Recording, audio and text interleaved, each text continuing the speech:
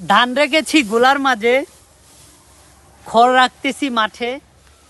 আমরা কৃষক পরিশ্রম করে খাই অনেক খেটে খুঁটে।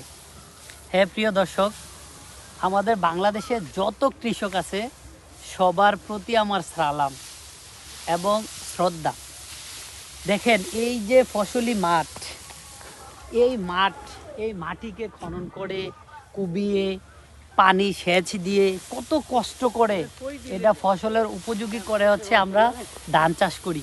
আর সেই ধানগুলো যখন এই পোকামাকড় থেকে, পাখিদের থেকে বাঁচিয়ে নিয়ে বা বিভিন্ন সমস্যা হয় এগুলি থেকে বাঁচিয়ে নিয়ে যখন আমরা গড়ে উঠাতে পারি, আমাদের অনেক আনন্দ লাগে। আর সেই আনন্দটাই এই মানে আমরা কৃষকেরা ভাগাভাগি করে এই নেই, মিলেমিশে থাকি। আজকে দেখেন আমার দুজন শ্রদ্ধেয় বড় ভাই আপনার কত সুন্দর করে আমাদের এদিকে গ্রাম্য ভাষায় বলে যে খড়ের মুড়িল, ঠিক আছে। দেখেন কি অপূর্ব সুন্দর বাংলার প্রকৃতি। যেই প্রকৃতির কথা বিভিন্ন গুরুজনেরা, কবিরা বিভিন্ন ভাষায় বলে গিয়েছেন।